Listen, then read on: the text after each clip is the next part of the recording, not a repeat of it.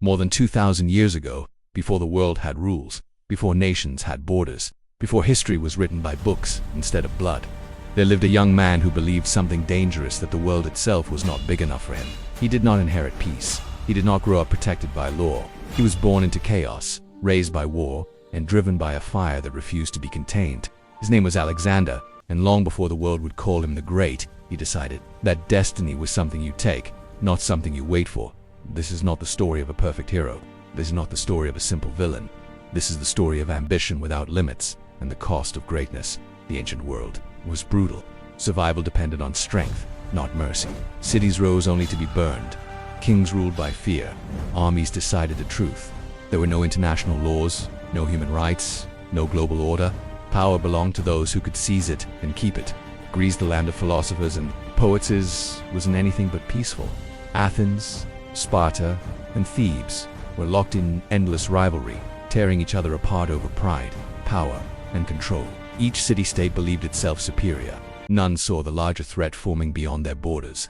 To the east stood Persia, the greatest empire humanity had ever seen. It stretched from Egypt to India, ruled over millions, and controlled unimaginable wealth. Its kings commanded massive armies and expected obedience from the world. For generations, Persia had crushed anyone who dared challenge it.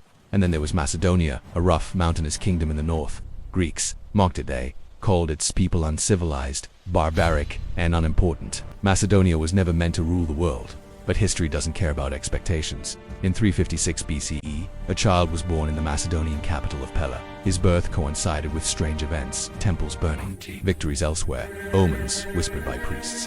His mother, Olympias, believed these signs were proof that her son was destined for greatness. She named him Alexander. From the beginning, Alexander was different. He watched more than he spoke. He learned faster than other children. He asked questions kings were not supposed to ask. Olympias filled his young mind with stories of gods and heroes, especially Achilles, the greatest warrior of Greek legend. She told him he was descended from Achilles. Some rumors went further that Zeus himself was his true father. Whether Alexander believed these stories fully didn't matter. What mattered was that he acted like they were true. Alexander's father, Philip II, was a man forged by battle. He didn't dream of glory, he engineered it. Philip transformed Macedonia from a weak kingdom into the strongest military force in Greece. He trained soldiers relentlessly. He invented new formations. He turned war into a science. Under Philip, Macedonia conquered Greece, forcing rival city-states to bow. The same Greeks who once mocked Macedonia now marched under its banners. Alexander grew up watching this transformation. He learned that power wasn't given, it was built, step by step, through discipline and fear. When Alexander was just 12 years old, a massive black horse arrived at the palace. The animal was wild and violent. Grown men failed to ride it. Philip was ready to send it away, but Alexander noticed something others didn't. The horse was afraid not of people, but of its own shadow. Alexander turned the horse toward the sun, spoke calmly, and climbed onto its back. The horse obeyed. The crowd fell silent. Philip looked at his son and saw something terrifying and extraordinary. He said, "Macedonia is too small for you." That horse was Persepolis, and Alexander would write it into history. Philip wanted Alexander to be more than a warrior. He wanted him to rule intelligently. So he hired Aristotle, the greatest philosopher of the age, to teach his son. Alexander studied philosophy, science, medicine, politics, and geography. He learned how cultures worked, how people thought, and how ideas could be as powerful as armies. But Aristotle also taught him something dangerous, that Greek culture was superior. Alexander absorbed this idea deeply. He didn't want to just conquer the world. He wanted to reshape it. In 336 BCE, Philip II was assassinated. The kingdom trembled, enemies circled, rebellions erupted. Alexander was only 20 years old. Many believed Macedonia would collapse. They were wrong. Alexander crushed rebellions brutally. He destroyed cities that resisted him. He made examples that no one would forget. Fear spread faster than rebellion ever could. Alexander was king, and now nothing stood between him and his dream.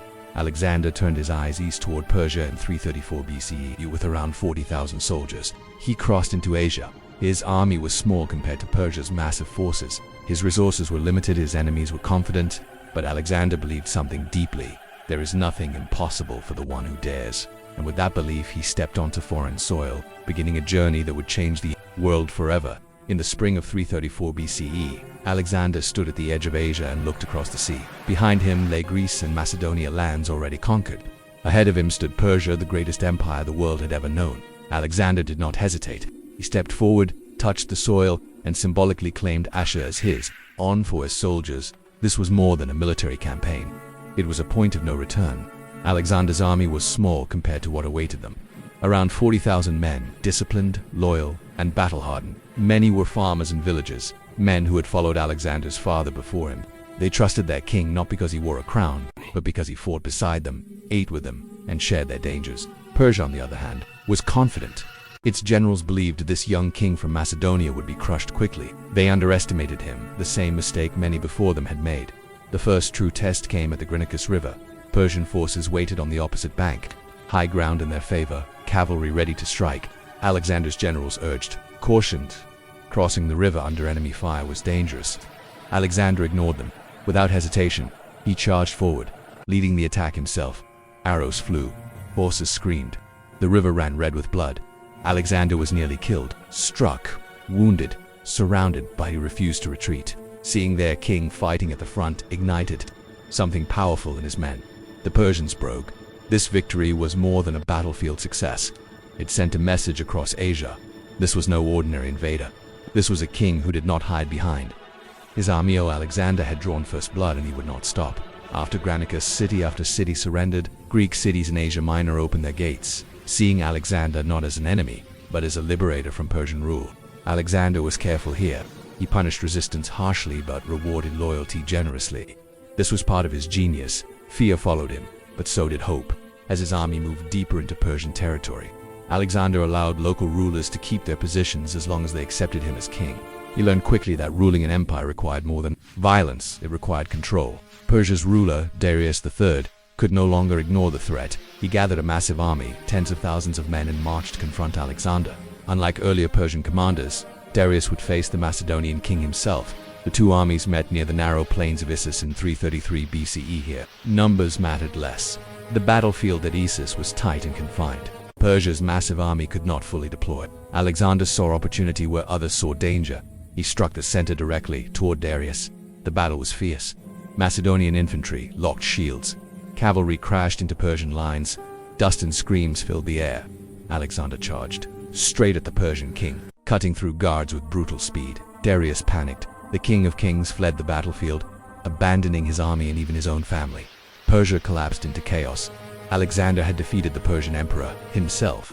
After the battle, Alexander captured Darius's mother, wife, and children. Many expected brutal revenge.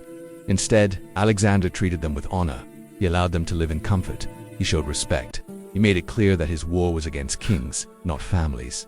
This act shocked the ancient world. Alexander was not just feared, he was admired. One city refused to surrender. Tyre, built on an island, protected by walls and the sea, Tyre believed itself untouchable. Alexander demanded surrender. The city mocked him. Alexander responded with obsession. He ordered the construction of a massive causeway, a road built directly through the sea toward the city. It took months. His army suffered attacks, storms, and losses. But Alexander refused to give up. Finally, the walls fell. Tyre was destroyed. Thousands were killed. Survivors were enslaved. The message was clear: surrender and live. Resist and be erased. Alexander moved constantly. He slept little. He planned obsessively. He pushed his men hard, sometimes too hard, but his energy was unstoppable. He rewarded bravery. He remembered names. He honored fallen soldiers. His men didn't just fight for conquest, they fought for Alexander. And Alexander fought for something else: immortality. As Alexander marched south toward Egypt, word of him traveled faster than his army. Cities surrendered without resistance. Local rulers bowed before he arrived. The world was watching. Some saw him as a conqueror, others as a liberator, many as a god in human form. Alexander accepted all of it, because deep down he believed the same thing. By now, the world had learned a new meaning of fear. Cities did not wait to be attacked anymore. They surrendered before the Mongol banners even appeared on the horizon. The name Genghis Khan traveled faster than his armies. Merchants whispered it in markets. Kings spoke it in war rooms. Mothers warned their children with it at night. This was not just conquest, this was psychological warfare on a scale never seen before. Genghis Khan understood something most rulers never did: fear could win battles before swords were drawn. His armies moved like shadows. One moment, the city believed itself safe, but next, its walls were surrounded. Mongol scouts gathered intelligence months in advance. They knew the land, the rivers, the weaknesses in walls, and even the rivalries inside enemy courts. Resistance was punished brutally, not out of cruelty alone, but strategy. The entire cities were destroyed to send a message: defy us, and history will forget you ever existed. But those who surrendered were often spared, protected, and absorbed into the Mongol system. Engineers, doctors, scholars, and artisans were valued more than gold. Genghis Khan was not building ruins, he was building an empire that worked. As the empire expanded, it became something no one expected. Roads were secured, trade routes reopened, bandits vanished. The Silk Road, once broken by endless wars, came alive again. Goods, ideas, religions, and technologies flowed freely from China to Europe. For the first time in centuries, the world felt connected, but power always demands a price. The same empire that created peace through strength was held together by one man's will. Genghis Khan ruled not from a palace but from horseback. He lived like his soldiers, ate like them, slept under the same sky. Loyalty to him was absolute, but the question lingered quietly in the shadows. What happens when the man holding the world together disappears? In his later years, Genghis Khan began thinking not of conquest, but legacy. He divided his empire among his sons, setting rules to prevent chaos. Laws were written, the yasa, enforcing discipline, religious tolerance, and merit over birth. Even nobles could be punished. Even generals could be executed. Under Mongol law, no one was above order then. Suddenly, the conqueror vanished from history. Genghis Khan died during the campaign, but his death was kept secret. His body was hidden so well that to this day, no one knows where he is buried. Legends say rivers were diverted, soldiers were killed to protect the secret, horses trampled the land to erase all traces. The man who conquered the world disappeared without a grave, yet his empire did not die with him. Under his descendants, the Mongol Empire became the largest continuous land empire in human history, from Korea to Eastern Europe, from Siberia to the Middle East. His bloodline spread so far that modern DNA studies suggest millions of people alive today carry his genes, but history still argues about him. To some, he was a butcher responsible for unimaginable death. To others, he was a visionary who united cultures, protected trade, and broke the chains of corrupt aristocracies. Both are true. Genghis Khan was not a hero, he was not a villain, he was a force of nature, and like fire he destroyed so something new could rise from the ashes. The world we live in today, connected, global, intertwined, still carries echoes of the past. His armies carved across continents. His legacy is written not just in history books but in borders, cultures, and bloodlines. This was not just the story of a man. This was the story of how the world changed forever. Persepolis and the weight of Emperor Alexander had defeated Persia. The once mighty Darius III was gone. His empire fractured, and the world whispered his name with a mix of awe and fear. But conquest was only part of the story. Ruling an empire that stretched from the Mediterranean to the Indus was another challenge entirely, one that would test Alexander's genius, his patience, and his humanity. The heart of Persia, Alexander marched into the imperial capitals of Persia, Susa, Babylon, and finally, Persepolis, the jewel of the Persian Empire. Gold gleamed in every hall. Towers reached for the sky. Artisans had built palaces that rivaled the heavens. Here, Alexander felt the weight of history pressing down on him. He had not just conquered lands, he had stepped into a world shaped by centuries of kings, cultures, and ambition. But Alexander was not content to simply occupy. He wanted to leave his mark. He wanted to be remembered. Some say it was a night of drunken rage. Some say a calculated act, but Persepolis burned. Flames devoured the palace. Riches, art, and history turned to ash. The fire was a symbol of both revenge and transformation. The conqueror was also a destroyer. Alexander understood one truth. To rule an empire, he needed more than fear. He needed loyalty. He adopted Persian customs, wore Persian robes, and even took on advisors from former Persian officials. Some of his Macedonian soldiers were furious. They had followed a Greek king, not a Persian-style ruler. Yet Alexander believed this fusion of cultures would cement his legacy. He encouraged intermarriages between his officers and local princesses, merged military strategies, and adopted governance practices that combined Greek and Persian traditions. The empire was no longer just Macedonia or Greece, it was a new world. But Alexander's ambition refused to stop. East lay the unknown lands of India, ruled by kings who had never seen men like his.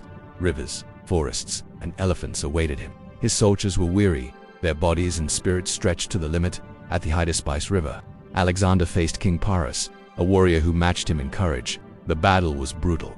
Elephants charged, cavalry clashed. The earth shook. Yet Alexander's strategy and bravery won the day. He defeated Paris but treated him with respect, reinstating him as a local ruler. Victory came, but it came at a price. Alexander's army had marched thousands of miles, fought countless battles, and endured heat, disease, and hunger.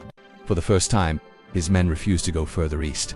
Even Alexander had to pause. The man who had conquered the known world was finally forced to confront the limits of ambition.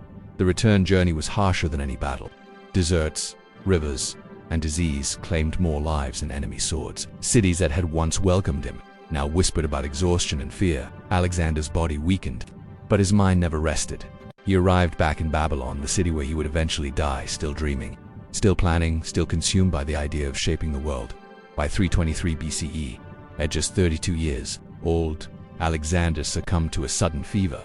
The man who had conquered Persia, Egypt, and India was gone. When asked who would inherit his empire, he said simply, the strongest, and yet no one could truly succeed him. His generals fought among themselves, his empire fractured. With the idea of Alexander, the vision of a world connected, a fusion of cultures, and a fearless pursuit of greatness endured. He had done more than conquer land. He had conquered the imagination of the world.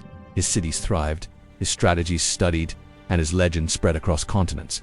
Even today, millennia later, Alexander the Great is remembered not merely as a king, but as a force who dared to change the world itself. Alexander had pushed farther than any man had dreamed. Persia was conquered. Egypt had bowed to him. India had tested his limits.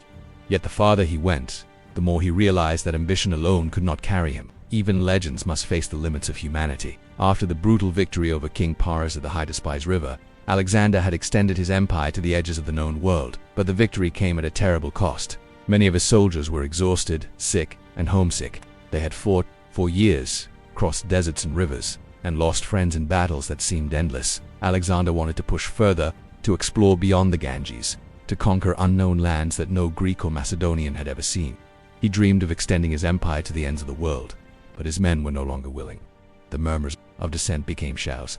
For the first time, his authority was tested not by an enemy, but by the very men who had made him great. At the banks of the Beas River, Alexander faced open defiance. His generals and soldiers refused to march further east. They feared unknown armies, harsh terrain, and death. Alexander pleaded, argued, and even threatened, but the army stood firm. It was a rare defeat, not on the battlefield but in human will. Alexander finally relented. He turned his forces around, beginning the long journey back to Babylon. It was a bittersweet moment, a triumph over nations, yet a concession to human limits. The return journey tested Alexander and his army even more than conquest. Harsh deserts scorched the land. Hunger gnawed at their bodies. Disease claimed thousands. Rivers swelled with monsoons. The further they marched, the more they felt the weight of mortality. But Alexander remained relentless. He carried his vision of a unified world in his mind. He recorded maps, noted the lands he had seen, and strategized how cultures could be merged into a single civilization. Every challenge became a lesson, every setback a new plan. Despite exhaustion, Alexander never stopped integrating the lands he conquered. He spread Greek culture, built cities, and encouraged local customs. Alexandria and Egypt flourished as a center of knowledge. Persian governors were incorporated into his administration. Indian traditions were observed. He was building more than an empire. He was constructing a legacy that could outlive any king. Yet, Alexander's personal life reflected the constant tension between ambition and mortality. He suffered physically from injuries and illness, emotionally from the loss of friends and soldiers, and psychologically from the unending demands of empire. Even the greatest conqueror could not escape the human condition. By the time Alexander returned to Babylon, he was 32 years old. His body was weary, his mind restless, but his ambitions remained boundless. He planned further campaigns into Arabia and possibly beyond Africa, seeking to connect all known lands under his rule. But the gods had a different plan. In 323 BCE, a sudden fever struck him down. The man who had reshaped the world, who had conquered empires and inspired legions, died unexpectedly. His generals gathered, puzzled and ambitious, asking who would succeed him. Alexander's reply was simple and enigmatic. The strongest. Alexander's empire did not survive intact. His generals fought for control. Territories split, cultures clashed, and new kingdoms rose from the remnants. Yet his vision endured. Cities named after him thrived. Trade routes and knowledge expanded. Greek culture spread across Asia. Even centuries later, his influence shaped politics, warfare, art, and education.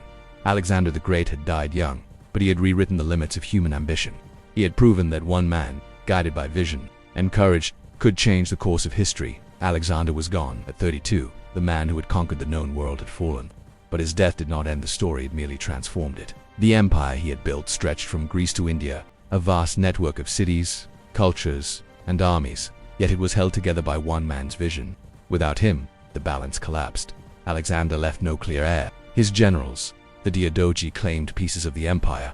Ptolemy took Egypt, Seleucus seized the east, Antigonus controlled Asia Minor, and Cassander ruled Macedonia. The unity Alexander had imposed with courage and charisma fractured into rivalries, betrayal, and endless wars. The battles between his former generals were brutal, echoing the violence of the man they once served. Even as the empire split, Alexander's strategies and administrative reforms shaped every decision. His successors, for all their greed, relied on the structures he had built: roads, cities, and governance systems to legitimize their power. His vision lived on, even in fragmentation. Though the political empire collapsed, Alexander had planted seeds that would flourish for centuries. The Hellenistic age was born, a fusion of Greek, Persian, Egyptian, and Indian cultures. Cities like Alexandria became centers of knowledge, trade, and philosophy. Greek language and art spread across continents. Mathematics, astronomy, medicine, and literature thrived in the empire's former territories. Alexander's ambition had been to unite the world culturally, politically, and intellectually. While no single man could rule forever, the ideals he championed endured.